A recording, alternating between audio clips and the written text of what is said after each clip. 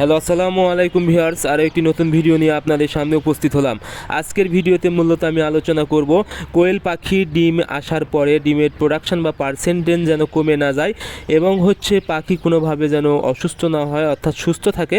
সেক্ষেত্রে কী করণীয় বা কোন কোন বিষয়গুলো আমাদেরকে সতর্কতার সাথে লক্ষ্য রাখতে হবে। আমি এর আগের ভিডিওতে মূলত কোয়েল পাখি ডিম আসার পূর্ব পর্যন্ত পাখিকে সুস্থ রাখতে কী করতে হবে বা কোন কোন বিষয় লক্ষ্য রাখতে হবে সেই বিষয়ে আলোচনা করেছি। আজকে মূলত ডিম আসার পরে যে কাজগুলো আছে, অর্থাৎ যে বিষয়গুলো লক্ষ্য রাখতে হবে তা নিয়ে আলোচনা করব।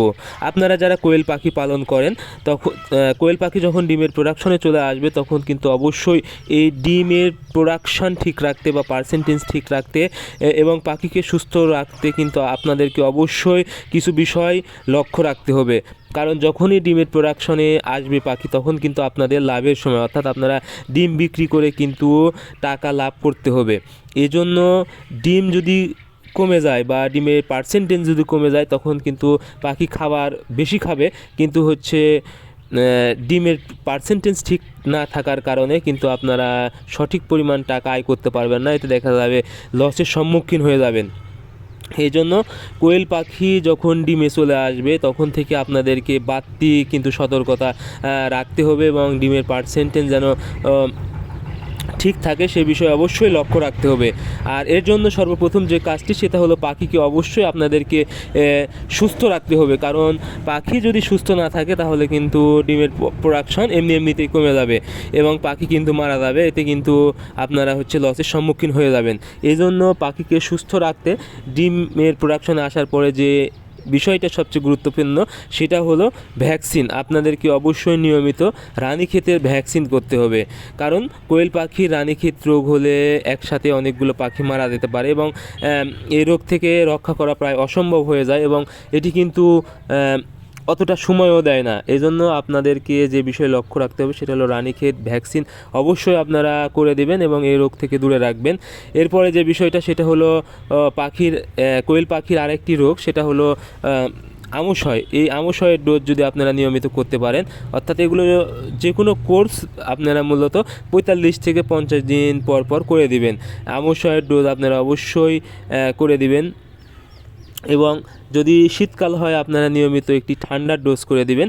যদি এগুলো ডোজ আপনারা মেনটেন করতে পারেন এবং নিয়মিত করতে পারেন, আশা করি আপনাদের কোয়েল পাখি কিন্তু সুস্থ থাকবে এবং ডিমের প্রোডাকশন কমার সম্ভাবনা অনেক কম থাকবে। এরপরে আরেকটি বিষয় সেটা হলো কৃমির ডোজ, অর্থাৎ কৃমির ওষুধ।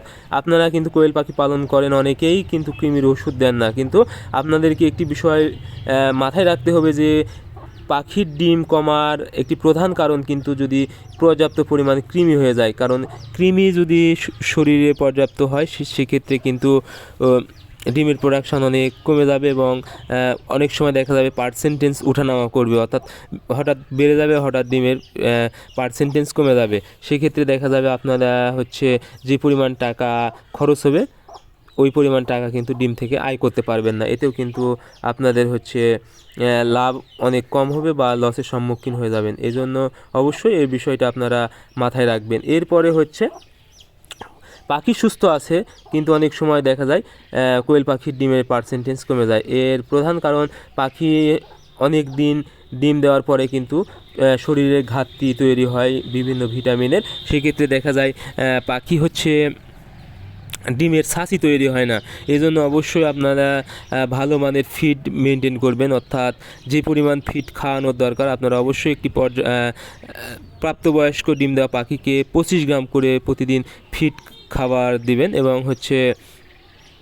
আরও সাথে অবশ্যই আপনারা নিয়মিত ফিডের সাথে কিছু ভিটামিন মিক্স করবেন, ক্যালসিয়াম, তারপরে এনজাইম, তারপরে ইসিএল, এগুলো আপনারা যদি মিক্স করতে পারেন তাহলে পাখির ঘাটতি কিন্তু ভিটামিনের ঘাটতি পূরণ হয়ে যাবে এবং সহজে ডিম দিতে পারবে।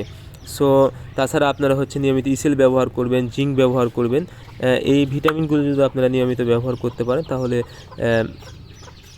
মুরগির শরীরে ভিটামিনের ঘাটতি হবে না এবং ডিমের পার্সেন্টেজ এবং প্রোডাকশন কখনোই কম হবে না এবং ভালো থাকবে। আজকে ভিডিও পর্যন্ত। আপনারা আমাদের পরবর্তী ভিডিওতে